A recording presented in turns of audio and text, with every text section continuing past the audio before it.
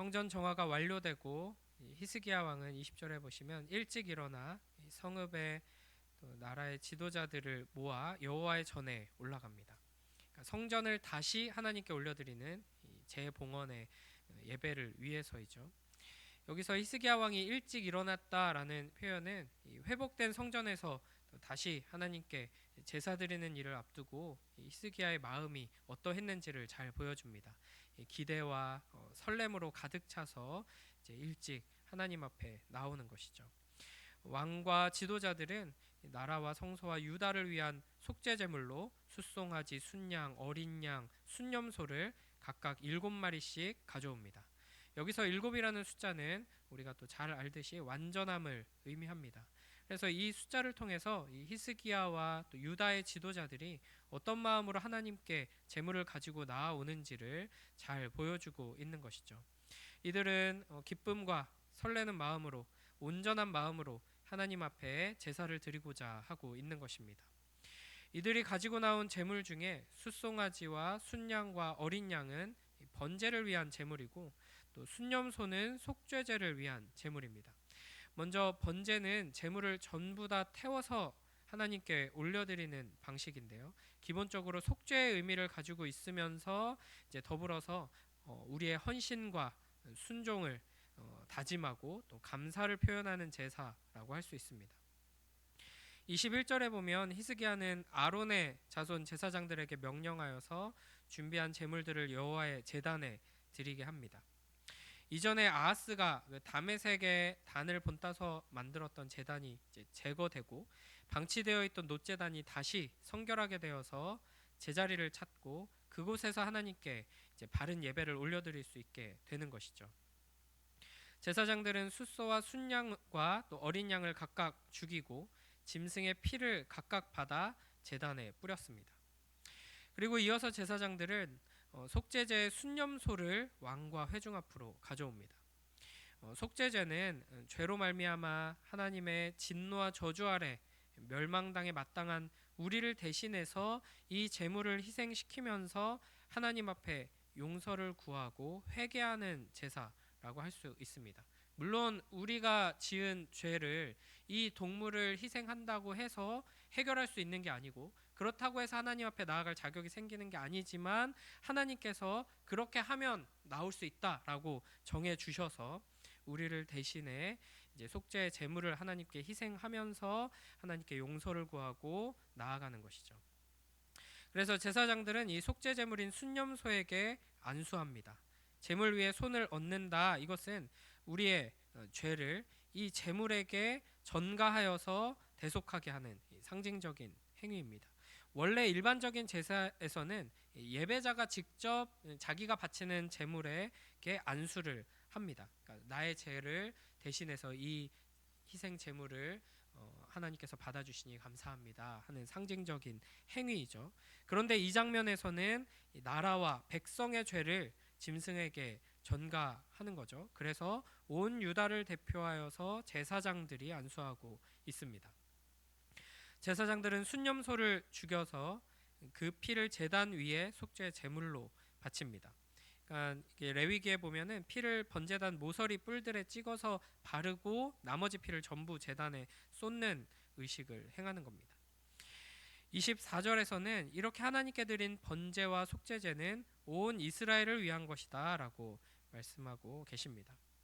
여기서 우리가 한 가지 기억해야 할 것은 하나님께 바쳐지는 모든 희생 제사가 우리 모두가 하나님 앞에 피 흘려 죽을 수밖에 없는 이 동물의 희생 장면과 같이 하나님의 심판을 받아 멸망해야 하는 죄인이다. 이 사실을 분명하게 드러내 보여준다 하는 것입니다. 사실 오늘 본문이 아주 기쁨이 넘치고 감사가 넘치고 아름다운 예배의 장면이잖아요. 그러면 우리는 그냥 낭만적이고 좋은 이미지로만 생각하기 쉽습니다. 그런데 상상력을 발휘해서 이날 이 자리에서 어떤 일이 벌어졌는가를 우리가 생각해야 합니다. 뭐 레위기에 나오는, 출애굽기에 나오는, 구약에 나오는 모든 이제 이 제사의 장면에는 이 수많은 동물들의 그 끔찍한 비명 소리와 피비린내가 가득한 장면입니다. 그래서 어제 세례 입교 교육을 하면서도 아이들한테 물어봤거든요. 동물 죽는 거 본 적 있냐? 근데 한 아이가 시골에서 할머니가 닭 잡는 거 봤는데 그 며칠 동안은 닭을 못 먹었다고 얘기를 하더라고요. 며칠 지나면 이제 또 먹긴 합니다. 그러나 동물 죽는 거 직접 보는 게 굉장히 끔찍한 일입니다. 저에게 이제 신학교에서 레위기 가르쳐 주셨던 교수님이 하셨던 그 말씀이 생생하게 기억에 남는데요. 어린 시절 시골에서 할머니가 닭을 잡는다고 닭 목을 내리쳤는데 칼이 잘 안 들어가지고 목이 안 잘리고 달려 있는 상태로 닭이 도망가서 외삼촌이 뛰어가는 걸 어린 시절에 봤는데 그 목이 대롱대롱 달려서 뛰어가는 닭의 모습이 아직도 생각나지만 치킨은 맛있다 뭐 이렇게 말씀을 하셨습니다. 그러니까 이 제사 장면에서는 아주 끔찍한 이 피비린내가 나고요. 기본적으로 일반적인 제사에서는 제사장이 다 하는 게 아니라 제사 드리는 사람이 자기가 열심히 기른 자기가 소중하게 대부분 유목민들이었잖아요. 길었던 그 동물을 가지고 가서 거기 안수하고 그 제물을 제사장의 도움을 받아서 자기가 직접 죽이고 가르고 하는 일들을 해야 합니다. 이 죽어가는 동물들의 몸부림과 비명 소리가 울려 퍼지고 피비린내가 진동하는 이 무섭고 끔찍한 시간 가운데 우리가 나아가면서 내가 바로 이렇게 하나님 앞에서 멸망당해야 하는 끔찍한 죄를 지은 죄인인데 이 동물을 대신 죽임으로써 내가 하나님 앞에 다시 회복되고 나아갈 수 있구나. 하나님께 감사 예배를 드리면서 하나님과의 언약 안에서 그 관계가 회복되고 그 언약에 약속하신 축복을 누릴 수 있구나 하는 것으로 나아가는 시간입니다. 그러니까 이 동물의 끔찍함 모습이 없이는 우리가 하나님께 드리는 진정한 예배의 감사가 무엇인지가 온전히 드러나지 않는 것이죠. 하나님께서는 이런 끔찍한 죄인인 우리들을 하나님께로 인도하셔서 하나님과 언약 관계를 맺고 사랑을 나누며 살아가도록 하시기 위해서 성전을 주시고 제사 제도를 주시고 동물을 대신 바치며 예배하고 이제 기도하도록 하신 것입니다. 그리고 이 모든 희생 제물들은 장차 하나님의 아들 예수 그리스도께서 이 땅에 오셔서 감당하시게 될 십자가 사역을 통해서 완성된 것이죠. 그래서 우리가 예배드릴 때마다 이제 제물을 안 가지고 오고 그냥 헌금만 가지고 오는 게 가능하게 된 것이 바로 예수 그리스도께서 십자가에서 이 피비린내 나는 속죄의 제사를 완성하셨기 때문입니다. 결국 오늘 이 제사 장면은 십자가 위에서 완성될 하나님의 이 구속 사역의 그림자로서 지금 보여지고 있는 것입니다. 우리는 더 이상 이 구약의 백성들처럼 끔찍하게 동물을 죽여서 하나님 앞에 서지 않아도 됩니다. 나 자신이 죽임당할 것을 두려워하면서 하나님을 피하지 않아도 됩니다. 우리를 위해 죽으시고 부활하신 예수 그리스도를 의지하여서 영원한 제물이 되셔서 영원한 제사장으로서 영원한 제사를 완성하신 예수 그리스도를 믿는 믿음으로 하나님 앞에 나아갈 수 있게 된 것입니다. 그 예수 그리스도를 통해서 우리는 나 자신을 하나님께 산제물로 드릴 수 있는 이 놀라운 특권을 또한 가지게 되었습니다. 그러므로 우리는 예수 그리스도의 이름으로 하나님 앞에 나와서 말씀 듣고 기도하고 찬양하며 함께 예배하는 그 시간들이 얼마나 놀라운 은혜인지를 항상 기억해야 하고 거룩하신 하나님 앞에 부지런히 나아가서 기쁨으로 참된 예배를 드려야 하는 것입니다. 이 예배를 더욱 사모하며 예배를 위해 기도하고 또 하나님께 온전한 예배를 올려드리는 우리 모두가 되길 주님의 이름으로 축복합니다. 이제 또 25절부터 30절 보시면은 번제와 속죄 제사를 드리는 동안에 하나님께 찬양과 경배가 함께 이어졌습니다. 히스기야는 재금과 비파와 수금을 연주하는 레위 사람들을 성전에 두었고요. 또 성전에서 악기 연주와 찬양을 담당하는 레위인들은 다윗이 반열을 나누어 직분을 맡긴 자들로 이렇게 채웁니다. 25절에서는 다윗의 성가대 조직과 그들의 역할에 있어서 이 갓 선지자와 나단 선지자의 도움이 있었음을 알려주는데요. 갓 선지자와 나단 선지자가 뭐 새로 개발해내고 그들의 능력으로 한 게 아니라 또 뒷부분에 보면은 하나님께서 이렇게 주신 지혜로 능력으로 이 모든 일이 되고 있음을 우리가 확인하게 됩니다. 그러니까 결국에는 이 모든 성전 음악 또한 하나님의 뜻 가운데서 하나님의 명령 안에서 이제 선지자와 왕이 권한을 부여받아 이 모든 일을 수행하고 있다 하는 것을 확인할 수 있습니다. 이 번제가 시작될 때 여호와를 찬양하는 소리가 나팔과 또 다윗이 만든 악기의 연주와 함께 시작됩니다. 하나님을 통한 다윗과 선지자들의 규례, 또 다윗이 만든 악기, 또 찬양과 악기 연주, 이 모든 것들은 히스기야와 이 모든 회중들이 드리는 예배가 하나님의 말씀에 근거해서 진행되고 있다 하는 것을 잘 보여줍니다. 그리고 이제 이 장면을 잘 보면은 다윗이 언약궤를 옮길 때, 그리고 또 솔로몬이 언약궤를 지성소에 안치하고 성전 봉헌식을 드릴 때 그때 모습과 아주 비슷합니다. 감사와 기쁨이 넘치는 장면이죠. 이 제사를 마친 후 히스기야와 그곳에 있는 모든 자들이 하나님께 절합니다. 그리고 히스기야의 명령에 따라서 참석자들과 레위 사람들은 다윗과 아삽의 시로 여호와를 찬송했습니다. 즐거움으로 찬양하며 몸을 굽혀 하나님을 경배하고 있습니다. 그래서 성전에서 예배가 이렇게 회복되어서 이 예배를 통해 백성들이 하나님을 바르게 경외하며 하나님 안에서 기쁨을 누리는 모습이죠. 이어서 31절부터 36절을 보시면은 31절에서는 히스기야가 이렇게 말합니다. 너희가 이제 스스로 몸을 깨끗하게 하여 여호와께 드렸으니 마땅히 나와 제물과 감사 제물을 여호와의 전으로 가져오라.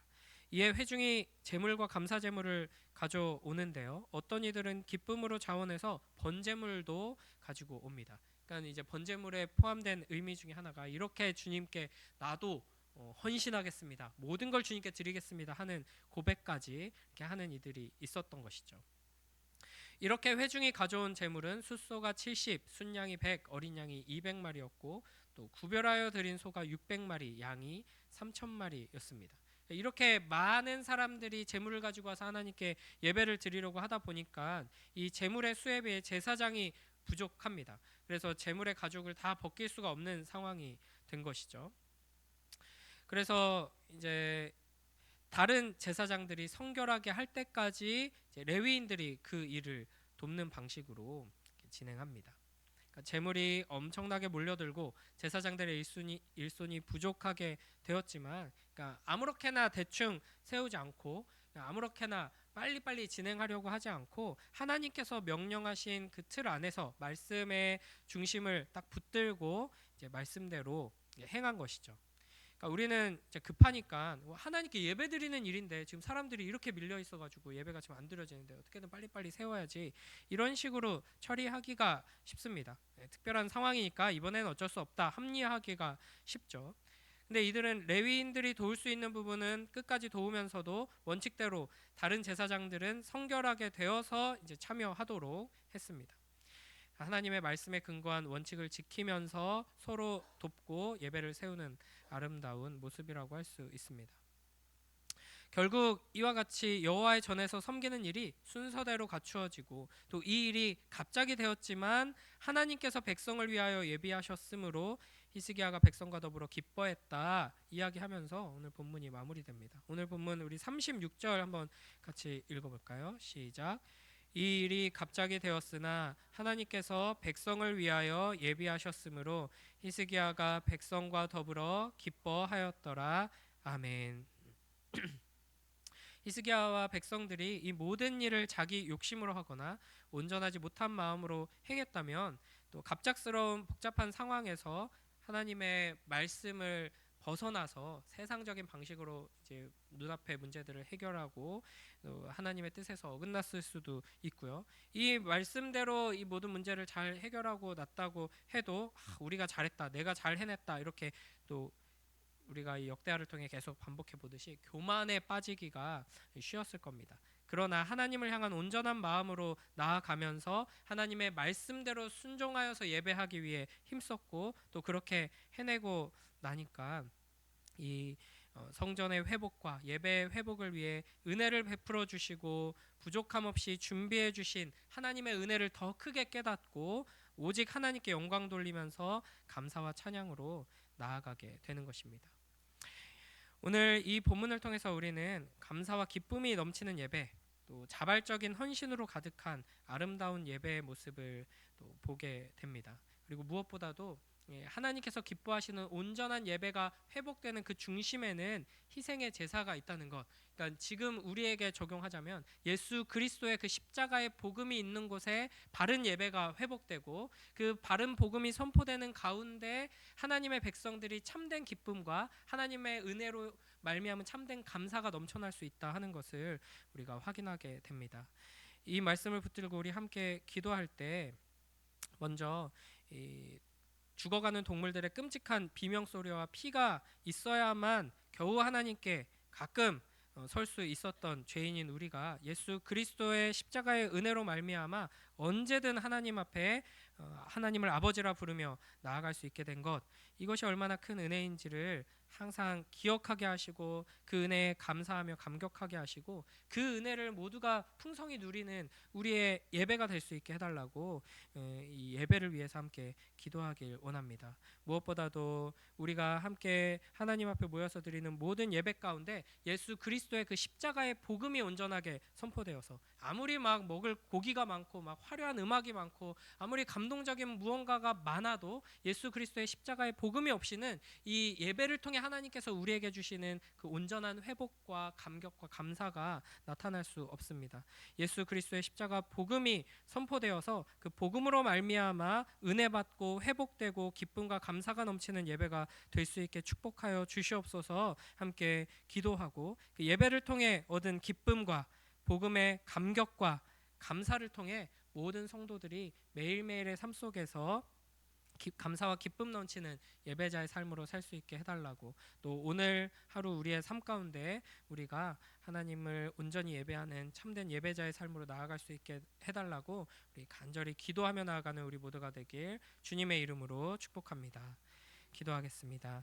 하나님 아버지 감사합니다. 이 시간 또 하나님의 말씀을 통하여서 이스라엘 백성들이 하나님 앞에 예배를 회복하며 하나님 앞에 제물을 올려드리며 감사하고 기뻐하고 말씀대로 예배드리며 또 순종하는 모습을 확인하게 됩니다. 아버지 하나님, 우리가 예수 그리스도를 의지하여 함께 하나님 앞에 모일 때에 우리가 예수 그리스도의 이름으로 하나님을 찬양하고 하나님을 아버지라 부르며 기도하고 하나님의 말씀을 들을 때에 이와 같은 놀라운 은혜와 기쁨과 감사가 충만하도록 축복하여 주시옵소서. 무엇보다도 예수 그리스도의 십자가의 복음이 온전히 선포되게 하셔서 그 복음으로 말미암은 감사와 기쁨이 우리의 심령 가운데 넘치게 하시고 그 복음의 능력으로 우리가 매일매일의 삶 속에서 참된 예배자가 되어서 감사와 감격과 기쁨과 사랑 넘치는 주님의 자녀들로 살아갈 수 있도록 우리를 축복하여 주시옵소서. 감사드리며 예수님 이름으로 기도드립니다. 아멘.